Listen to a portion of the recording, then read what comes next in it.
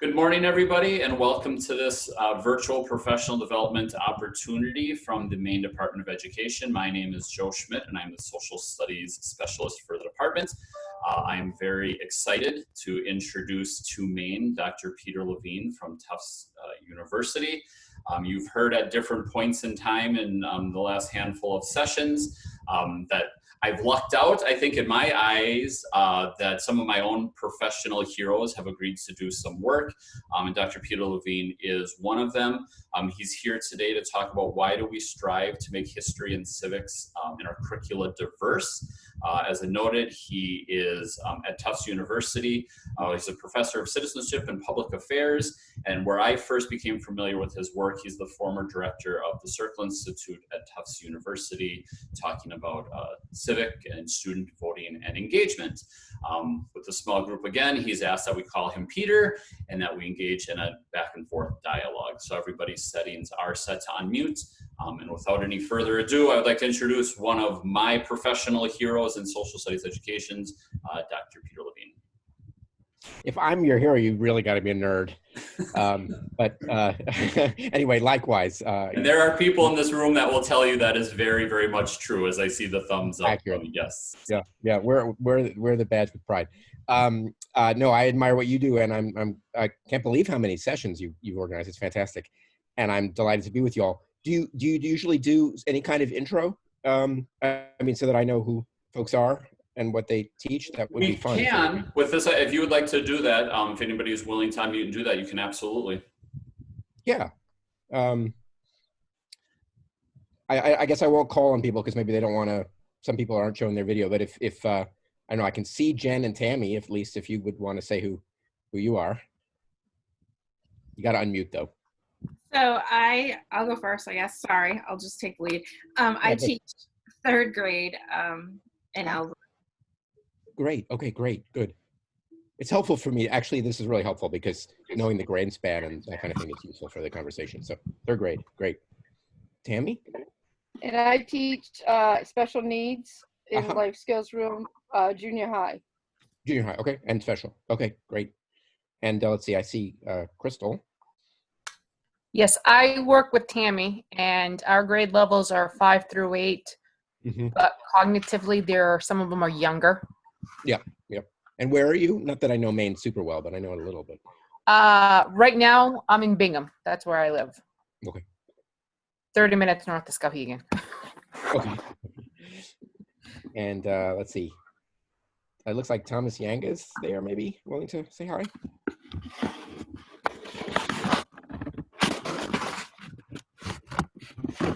Anybody else? Oh, and we got some chat people saying Abby Thompson working from home with increasingly feral preschooler is clothing optional. Yeah, nope, that's fine. Okay, well, anybody else wants to say hi, that'd be great. Good morning, Dr. Levine. I'm Leslie Huskins. I teach 6th grade social studies in Dexter, Maine. Thank you for being here today. Thanks for having me. Well, anybody else should jump in at any time, but I will share my screen. I don't have a long presentation. I have a kind of working group format here. I want your ideas for a real purpose. So let me just share. Sorry, I have to find the right file.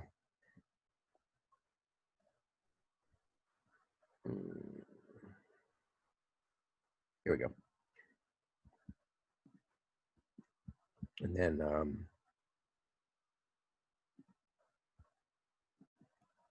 you guys can see my PowerPoint, right? My slide. So I don't know if anybody's familiar with this. There's no particular reason you should be, but a bunch of us, Joe, do you know about the roadmap? Yep. So, and maybe others do too. But anyway, a bunch of us, and I'll show you the logos in a minute of who they are. We all got this grant from the federal government, from the National Endowment for the Humanities and the Department of Ed, to produce a document called the Educating for American Democracy, a roadmap. And you know, it's really an effort to provide guidance on what should be taught on the content of civics, K-12, so definitely right down to kindergarten, for Americans across the country. So a primary audience for it. It should have other audiences too, but a primary audience is folks who write state standards. So if you're in a committee that's writing a state standards document, this is a kind of set of guidelines or recommendations for what should be taught. And the way it's shaping up is going to be a document of, I don't know, 50 or 60 pages, but some of that is explanatory and various appendices and stuff. The heart of it really looks a lot like a standards document. So the heart of it is a table in the middle, which talks about what should be taught at each grade level or each grade span. We're not doing individual grades, but like grade K3, grade 4-8, or 4-6, I think, across both history and civics. And it's written at in a pretty general, you could maybe say a little bit vague level, but that's intentional also because it's there are 50 states, 50 states plus the District of Columbia, and there should be a lot of flexibility with it for states to decide exactly what's taught. So the categories are a little bit open, but it is guidance, and it's a totally voluntary document. I mean, it has absolutely no authority. So what's the status in Maine of your standards? Are you going to be revising them anytime soon? We revised them from 2018 through 2019. They were approved and signed into law in the summer of 2019. I did a standards kind of overview rollout last fall, and we were in the middle of kind of curricular review this spring when everything got put to a halt. Maine is very local control. All curricular decisions left to district level. And kind of like what you'd said, the standards are kind of vague and nebulous, again, because there is such a wide variety even within the state of Maine.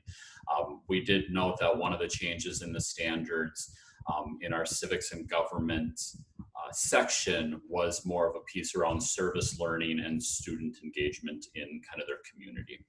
Yeah, great.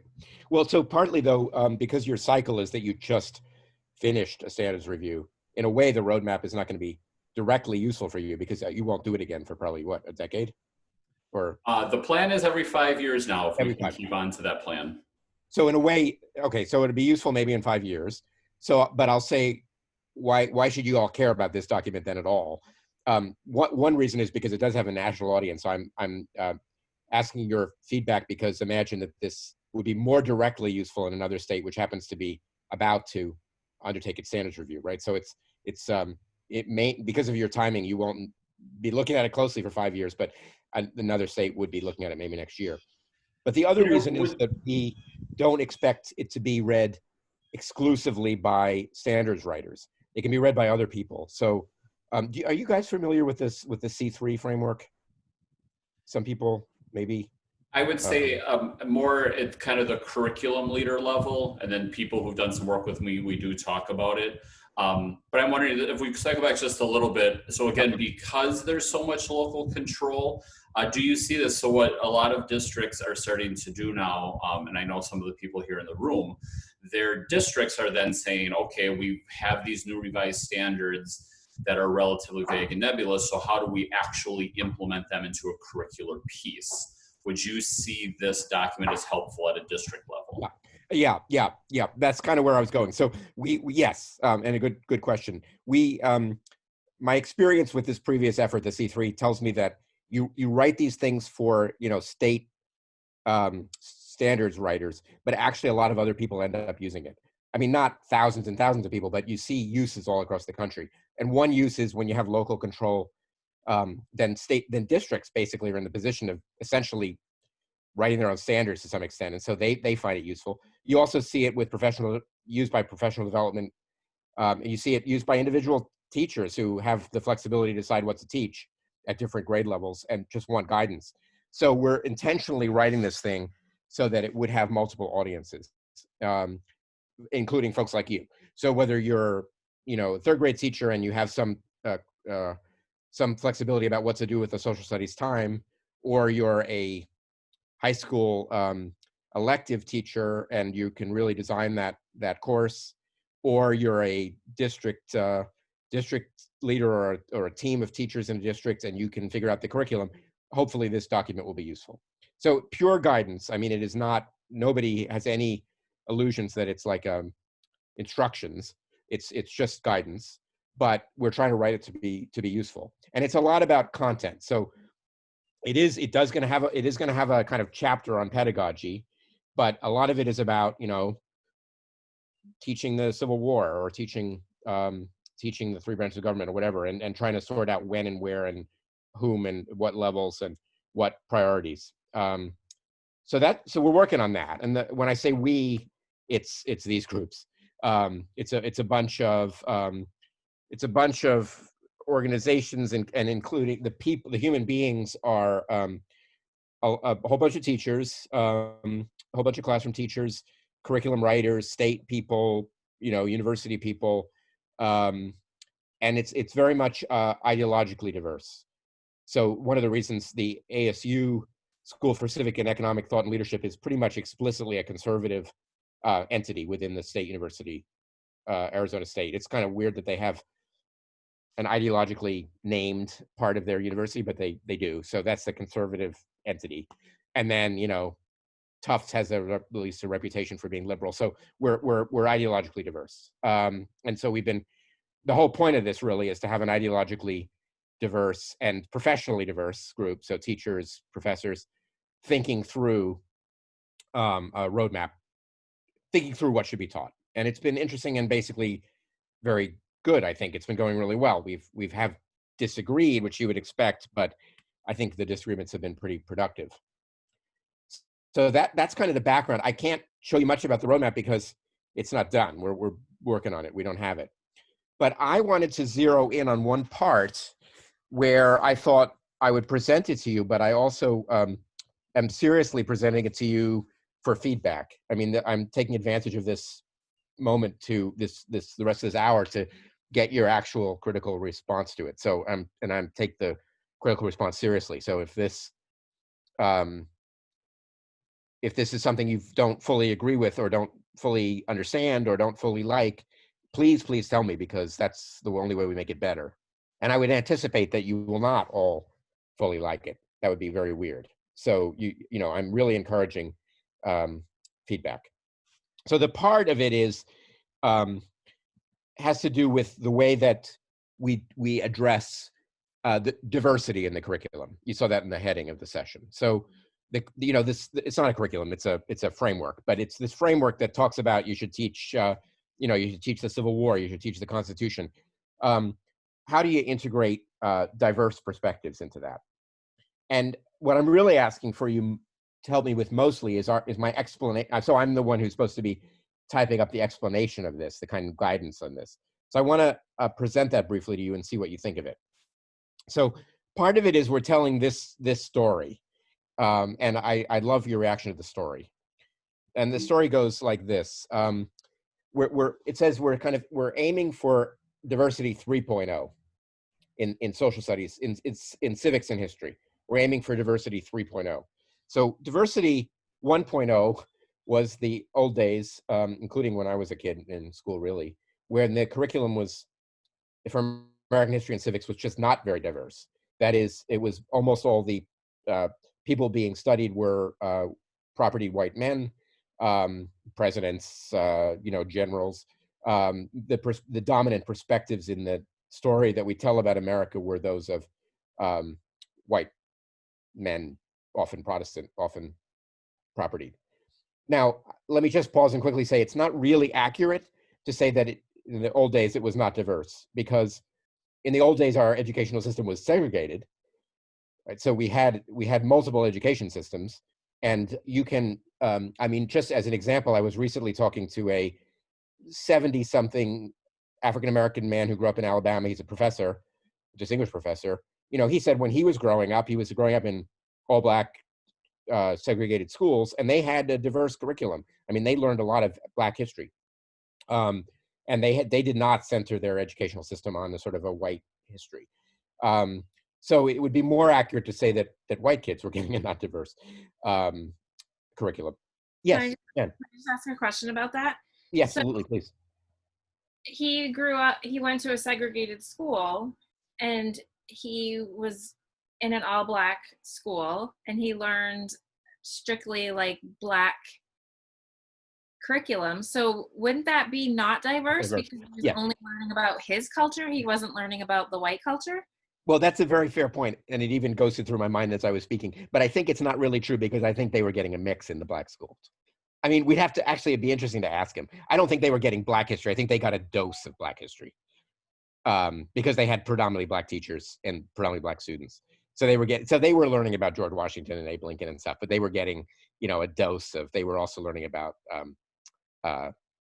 abolitionists and It's almost like that reverse, like, I mean, it just struck me funny, like, because it's not diverse. It sounds not diverse, but actually, if you spin it, it would be like just us white people only teaching about white history. Yeah, I think that's maybe more or less accurate, though. But I could be wrong too. I mean, it would certainly be an overgeneralization. So there would have been some diversity there as well. But would it wasn't. Maybe, yeah. Peter, would it maybe have been? I think you see this with teachers, regardless of, if there's something you're very knowledgeable about or passionate about, you find a way to incorporate it in. So I think maybe what I'm hearing you say is they were maybe getting the traditional piece, but because of the background of those educators in the room, they made sure to talk about the things that were relevant to them. Is that maybe a fair assessment?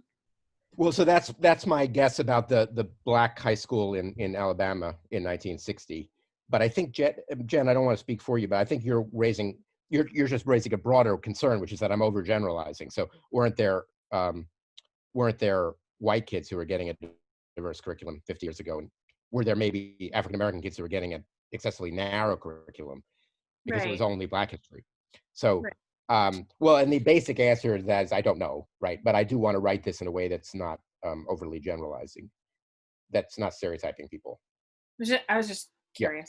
Yeah. No. I'm actually, I don't want to read too much into what you're saying, but I'm actually taking it seriously. That is, we need to not say, there was a bad old days when people didn't know what they were doing. I think it was a little more complicated than that. Although I also think, I'm not that old. I'm 53, and I grew up in upstate New York. And my curriculum was, and I grew up in schools that were de jure integrated. That is, they were busing, and we were close to 50% African American, but we had a very white curriculum when you looked at what we actually studied, including, we learned after the Civil War, all these carpetbaggers came down from the north and oppressed the white Southerners, and we got, we learned a very different story than you learn today. So anyway. But I please, everybody else jump in the way Jen did, and I appreciate your jumping in. But the argument would be that after a pretty much not diverse 1.0 version, we got a phase of diversity by explicit inclusion, where diversity is accomplished by saying at different levels, from the classroom up to the national government, especially by way of states, though, saying you got to teach these things, right? You got to do Black history for a month. You've got to make sure that women are covered. And even more specific, you've got to have Harriet Tubman in there, right? So you get sort of named inclusion. And it's very common for a state legislature to actually mandate by law some inclusion. So, just within the last couple of years, California has required the teaching of Hinduism and the teaching of gay rights in the curriculum, neither of which I'm against. But in fact, I kind of like it. But the problem, so there was a lot, so to put it fairly, a lot was accomplished by diversity by explicit inclusion. We got a lot more into the curriculum that was valuably there. And meanwhile, very importantly, our scholars, our historians particularly, were literally learning an awful lot about the previously overlooked groups. So it was possible 50 years ago to say, kids, we don't really know much about what it was like to be enslaved. The enslaved people, their past is lost. We don't know what it was like. And that's not possible to say anymore because our historian colleagues have just learned an immense amount about slavery from archaeology, from artifacts, from documents, from oral histories taken in the early 20th century. So in fact, we learned a lot. And so all the groups that had been largely overlooked 50 years ago, we now tend to add by explicit naming, like you have to teach this, and we know more. So if it says you have to teach about slavery, well, we know more about the enslaved people's experience and we can do a better job. So 2.0 was good, but the problem, there's a problem with that approach, or there are several problems. One is that by just continuously adding and never subtracting, you make the social studies curriculum impossible to teach, right? So I don't know the main curriculum, but or the standards, but I do know California better, and the standards documents at 150 pages of dense prints, and it's just added, right? And so there's no reason to take. So you're going to add Hindus. Okay, I get that. There are a lot of Hindus in California. I understand why you would add Hinduism. I'm not against it, but you're not taking anything out. So that's just another thing that a teacher's got to cover.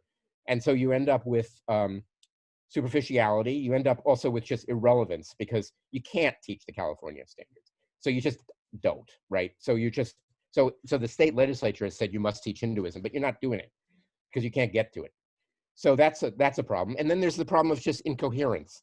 So, you're just adding lots of stuff, and and again, you never take it away. And of course, every group have many of the groups have very valid reasons to be included, but they all have, none of them is going to back down, and that includes not just previously excluded groups, but previously included groups too. So you're going to have people say, but you're for example, in Texas, you're overlooking the importance of Christianity in the formation of the Constitution. That must be taught.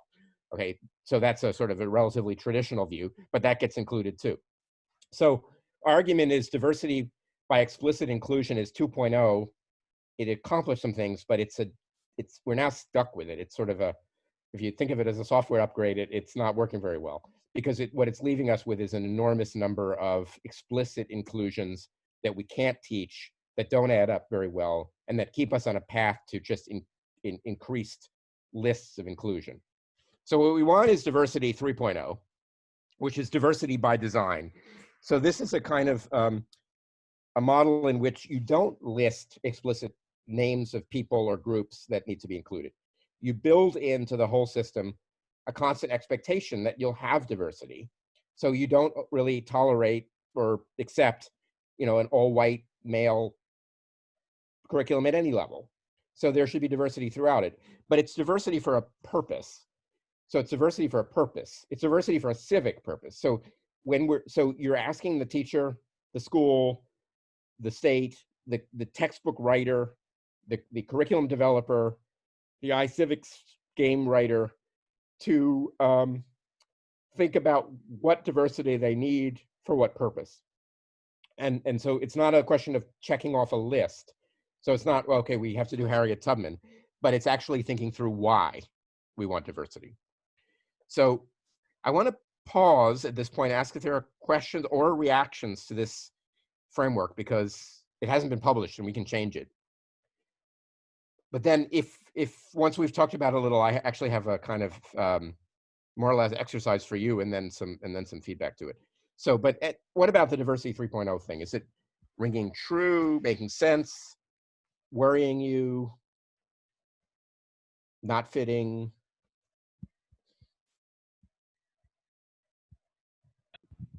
So I'm getting that the diversity 3.0 is allowing more for the educator to be able to decide how they're going to hit, like, females, people of color, different ethnic groups. Am I correct in that? Yeah, that's right. But yeah, no, I mean, yes, exactly right. More flexibility for the educator, but I guess also not trying to get you not so much to have a list in your mind of, well, there's the different ethnic groups and there's females, but more to think about, start instead with what the purpose of diversity is. So why am I teaching in a diverse way at all? And then that drives you towards trying to figure out what the list should be. So you don't come in saying, well, I've got a checklist. I've got these groups who should be included. You assume inclusion. You assume that what you should be talking about should be diverse people all the way through. But then we want you to ask, well, why am I doing that, so that you can make the right selection. Does that make sense, Tammy? Yeah, that does. It may also make just a little bit more sense when we start to play with it a little bit, when we start to use it.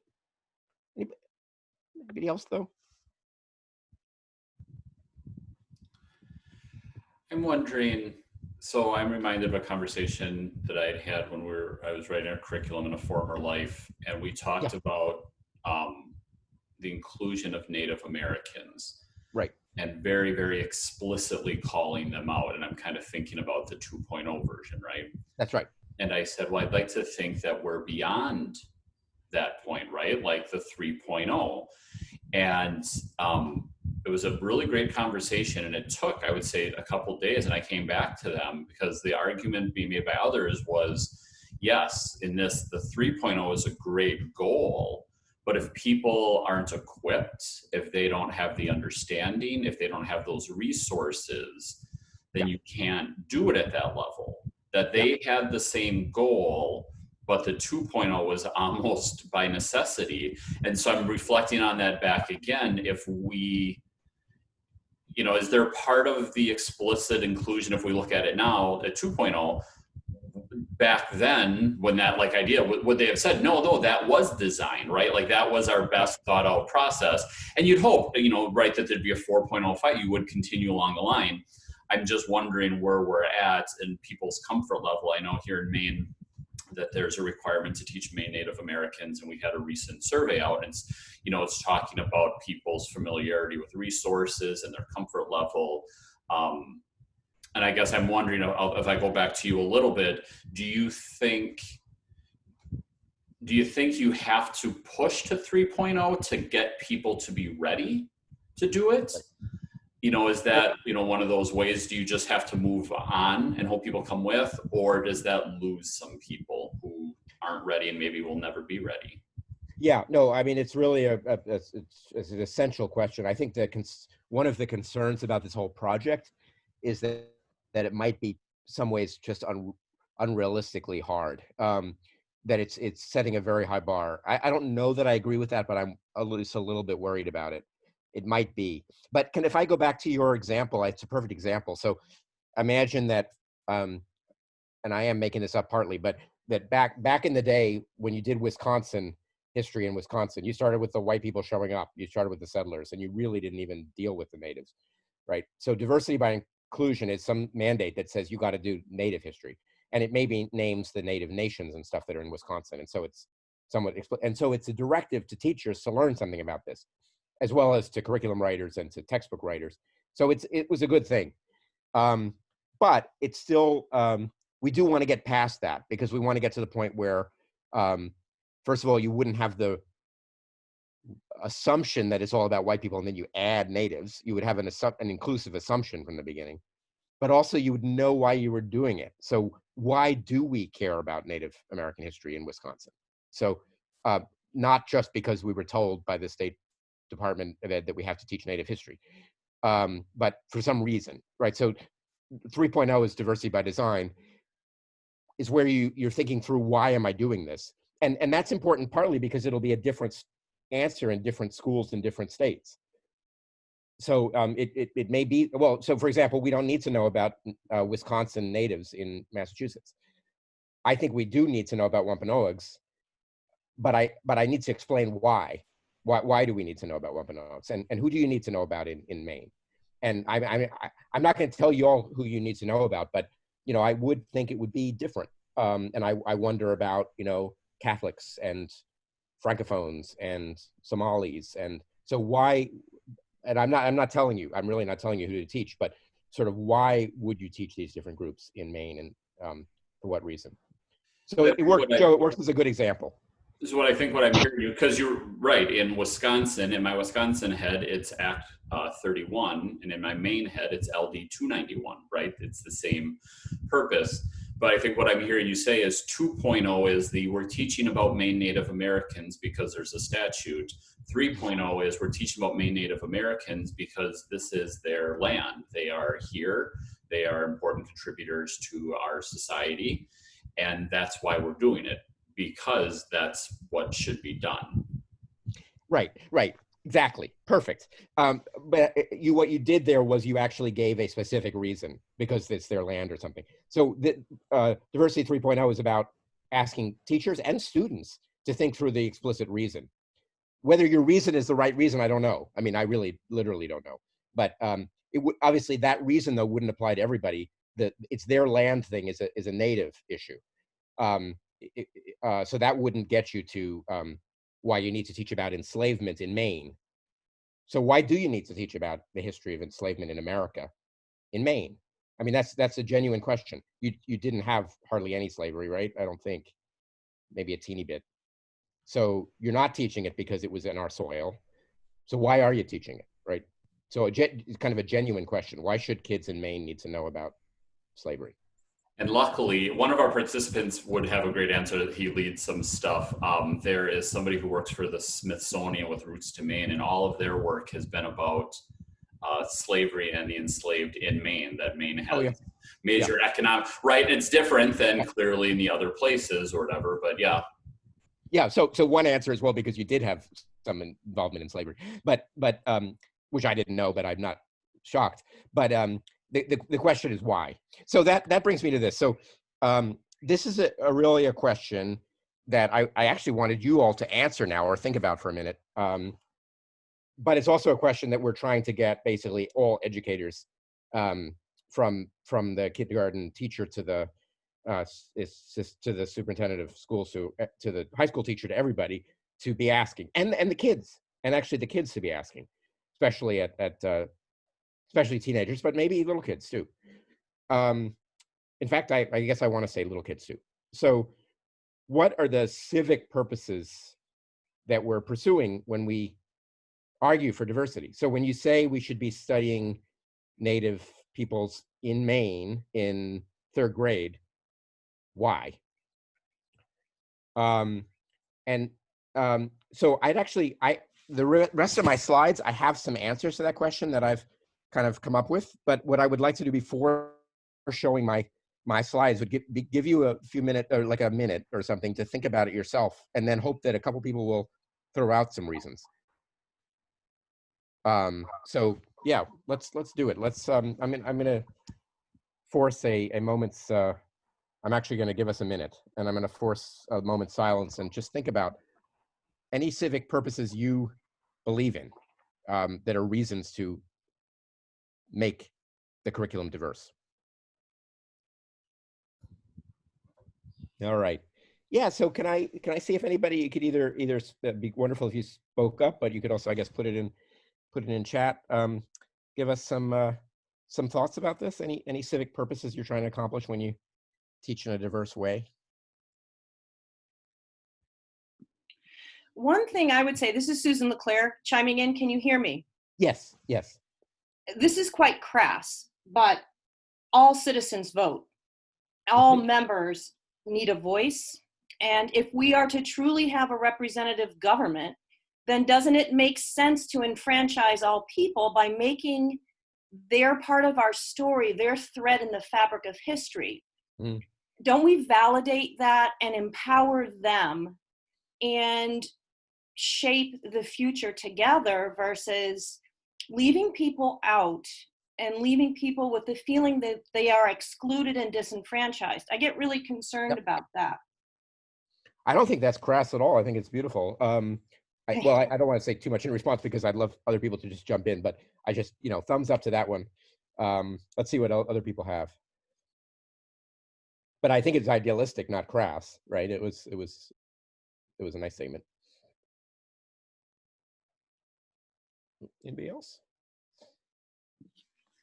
To me, I know as a upper elementary or middle school teacher, I feel a duty to make sure that children start having these ideas of liberty and justice for all in their minds early, and take that with them. So this piggybacks with what Susan just shared, and that I think that's a duty that educators hold, is to get that civic education and civic mindedness open for children in their early learning years, and move them forward in that thinking. Nice. Yeah. Nice. These are great. More. Keep going. I was thinking it also shows where we've come from. For example, I grew up in Lewiston and Auburn, and it wasn't until my dad, who's not an education major, In fact, he never finished junior high. Mhm. He was the one that taught me that to be French and Irish in that area was a big taboo, Yep. and explained why. So I understood why I felt looked down upon actually growing up by Yep. the French culture and by the Irish culture in Lewiston and Auburn. Yep. So it is good for our kids to know, you know, the whole story of why Maine is the way it is. Yeah. Yeah. Great. Great. By the way, I kind of thought that was probably true, but I didn't want to. I mean, I'm outsider to Maine. I don't have a business telling you what to do. But I would guess that story of inequality and exclusion should be part of your curriculum for a reason, right? For the reason that you said, and partly because of your personal testimony. It makes sense of your story, and there are other kids. If you're a kid, there are other kids in the classroom who have your story, and their story would be missing.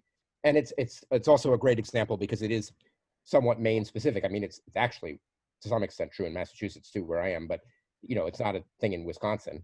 They don't need to worry about people with French backgrounds. So yeah, so that's a great example. And you're also just bringing up a different theme, a little bit different theme, which is a theme of kind of making sure that kids' own past is recognized and that they can see that. Wonderful. Others? Can I just have a question. So Crystal, can you just go into a little bit further detail about that? Because I also grew up in Lewiston, and you're very proud to be French, and because Lewiston is a French Canadian town, and there is a certain area of Lewiston that is known for being Little Canada, because that's where, if you immigrated to that area from Canada, that's where everyone pretty much moved to. And it's a mill town, and it's known for your French Irish heritage, but now it's been now it's almost predominantly Somalian, so that's very different. So I'm just really confused to hear that people grew up like not being allowed to talk about being French, Canadian Irish, or however. I mean, my last name's Lagasse. So it's just strange to hear that your experience is very different than that, when like my father's first name is Irish and our last name is French. So I mean, his name is O'Neill, and that's very Irish, and our last name's Lagasse. So it's very strange to hear that. And growing up in that, I guess maybe it's just, it's your experience, and everybody has different experiences. So, and then looking at now, we have immigrants, but that's also not something that we talk about in our curriculum. Why do we have immigrants? And people they shun the fact that we get immigrants, and then they're allowed to become American citizens. So why are we not talking about that in our curriculum, when that's just our new way of life? Like we've always had immigrants. That's why we're here. We had natives first, and then we became immigrants. So why are we shunning our immigrants and not allowing them to become American citizens? And once they become American citizens, then they're allowed to do their civic duty, and then they're allowed to vote. And so it's a big snowball. So, Crystal, did you had a question directed at you? Yeah, well, I should probably have added that my grandfather, who is, he's a Bougette. So there's the French. He's French Catholic, who marries an Irish Protestant.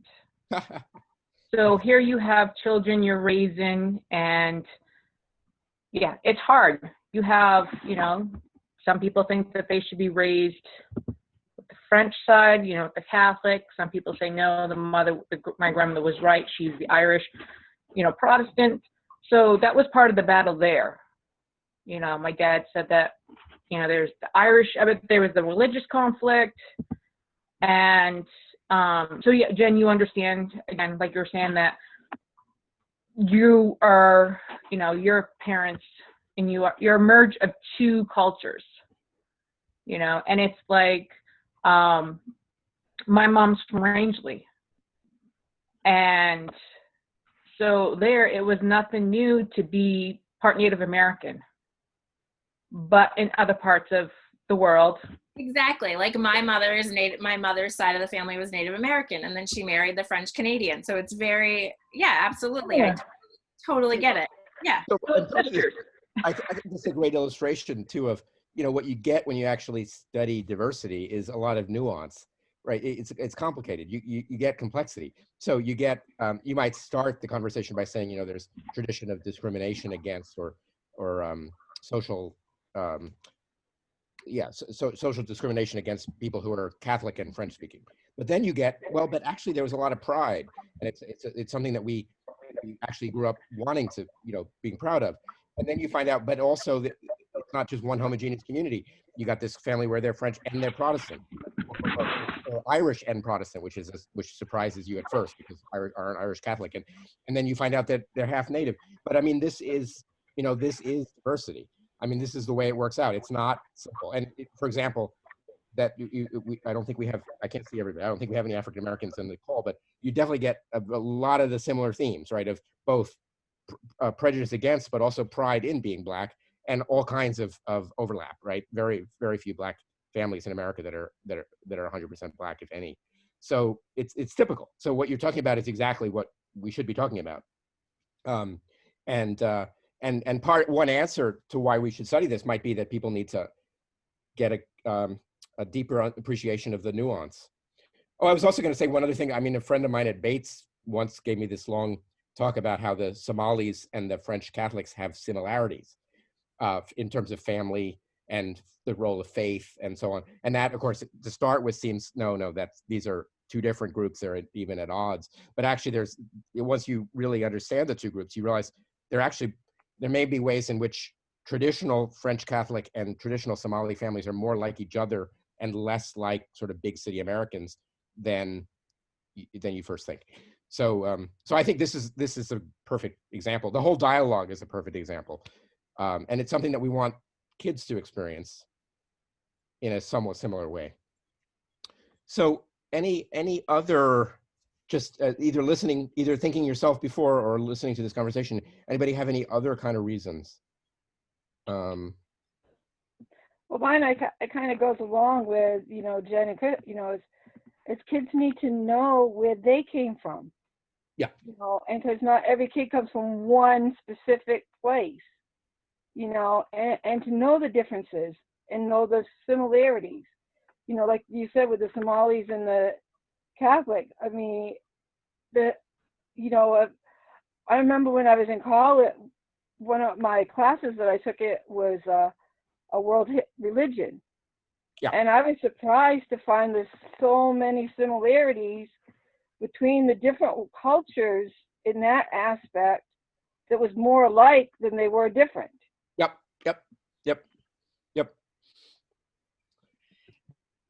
So Susan LeClair again. I love hearing these stories. Thank all of you for sharing. The other thing that I try to convince my students or sell the idea, and I'm shameless in selling American history because I think it's really pretty remarkable. I never want my students to think that history is finished, yes, that it's an ongoing script. And yes. For example, recently we were studying the Ku Klux Klan, and I shared with my students, I grew up in the Midwest and I went to an all-girls Catholic prep school, and it was run by the nuns, and the convent was on the grounds. And when the convent started the school, the Klan burned a cross. And They all looked at me and said, well, Miss LeClair, you're not Black. I said, that's an astute observation. I am Native, but, and I'm English and Irish and a lot of things like all of us. We're a tapestry. But that notion that we teach kids to compartmentalize, I understand why we do it, because it's diversity 2.0. We got to try to get everything in. We have these mandates and these lists and to-do lists to check off. But at the same time, I think there's a seminal learning here that we're not finished.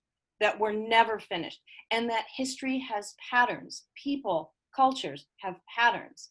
I've had to insert teaching world religion, because how do you teach kids what jihad means if you don't teach them the tensions between different factions of faith? I mean, when things come up, I feel the need to address it and share as much personal experience as I can, because our textbook is so flat, you know, and it doesn't lend itself to the idea that we are still evolving and that hopefully will never really be finished.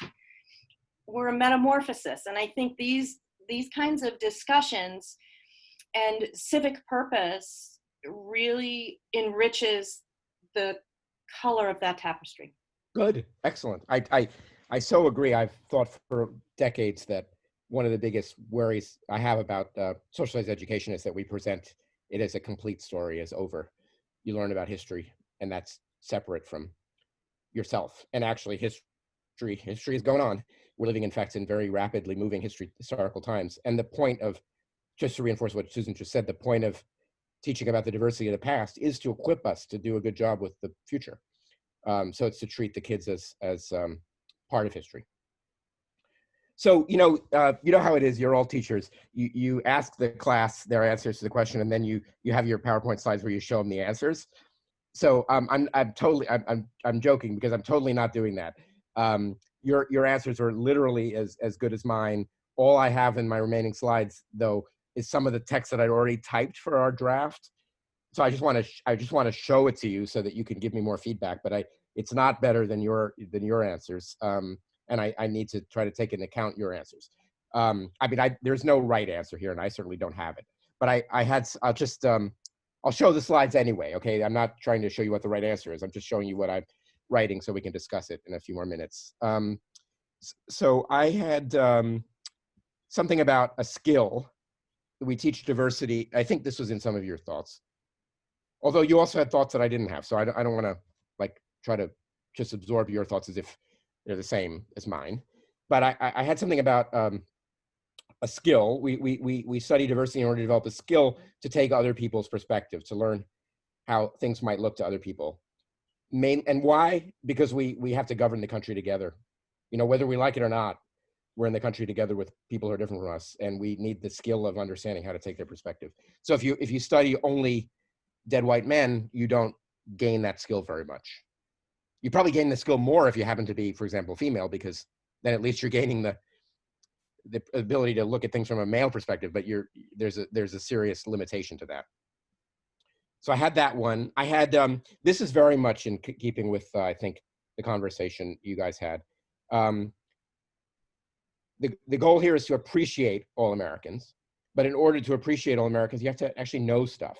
So, I mean, who was it who was just talking about, I think it was Tammy, just talking about learning more about world religion. You can say, I want to appreciate Somalis because I want to appreciate all people. But if you don't actually understand some features of Islam, you don't appreciate, right? It's an empty, it's just a statement. I appreciate everybody. You're not really appreciating. You got to understand something about Islam. So why should we study something about Islam if we have a bunch of Muslims in our community? Because knowledge is the basis for real appreciation, for a kind of genuine appreciation. I added another, again, these are not the right answers. These are just what I got to think more critically about these after the call, but you want more knowledge, but you also want to know what you don't know. Can I just ask a question? Yeah, I mean, please. It could be, I mean, I don't know. Correct me if I'm wrong. I mean, it's fine. So you had on the slide before this, you had Americans. Is that necessarily Americans, or is that just humans, like people in general? No, that's a really good question. Because especially if we're talking about like immigrants, they're not Americans. They're from Africa, or they're from, I mean, they could be from anywhere. So they're not necessarily Americans. They're just humans. Yeah, no. Well, it's true. I mean, I guess I might say of immigrants that they are part now of the of our American context, whether they have American citizenship or not. So that's a small point. The bigger point is, who should you appreciate, right? By actually knowing. And so it could be all the human beings on the earth. Forget about whether they immigrated to America. So we do after all teach world history, and world cultures and so on. And we are all on one globe together. On the other hand, it could be much more local, that you guys should, in Maine, you should be interested in Somalis should be on your list, but much less, Cubans. So I think that's a really, really good question. I would say this roadmap project is pretty national. It's coming from the federal government. It's coming from speaking as a liberal, I would say, from pretty decent people in the Trump administration. So there's a kind of nationalist goal there. I've liked the people I've worked with, but there's a certain ideology. So they tend to drive the American thing.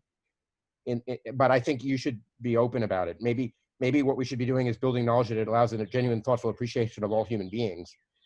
I mean, one problem with that is it's a lot to cover.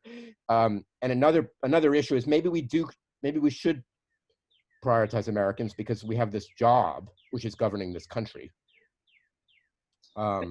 But I mean, even before, so we have our immigrants, but even they're not all American citizens yet. They're still, I mean, that's a lengthy process before you can become an American citizen. So yeah, I mean, here I'll just express my own personal opinion, which is I would count anybody who's here as American for the purpose of this slide, because they're part, it's not because I have a particular opinion about immigration policy. It's just a reality. They're here. Right. So if we're gonna manage the country well, we need to be appreciative of the people who are here. But that again, that's controversial. Yeah, it was just a thought. Sorry. No, I really appreciate it. It's a deep thought actually, and it requires a lot more attention. I'm gonna have to jump off in 3 minutes though, so I'll just go through so this intellectual humility idea is that even though we want to build knowledge, we also want to build a recognition of what we don't know. Right. So so not to jump to the conclusion that people with French names in Maine are Catholic. I mean, I just learned from Crystal that some of them have Irish and French names and are Protestant, right? So sort of knowing what you don't know and knowing that you don't know a whole lot seems important. Recognizing that in our past, people have made unequal levels of sacrifice. So a whole bunch of our fellow Americans, their ancestors were in fact enslaved for 250 years. And just recognizing that not because I'm recommending any particular policy as a result, but just so that there's a kind of honoring of that sacrifice. Some people's lands were taken away. Some people were enslaved. Some people served in foreign wars. Some people worked to their fingers to the bone. Some people didn't. So just having that awareness so that so our kids can know what sacrifices to honor. And then this last one is a point that a lot of you made originally in your first responses, which is giving the individual kid a sense that the school, which represents the society, cares about them, knows that they matter. So here, and this of course, this will lead to different people being in the curriculum in different places. My wife's an elementary teacher. Her school's got a lot of Haitian kids.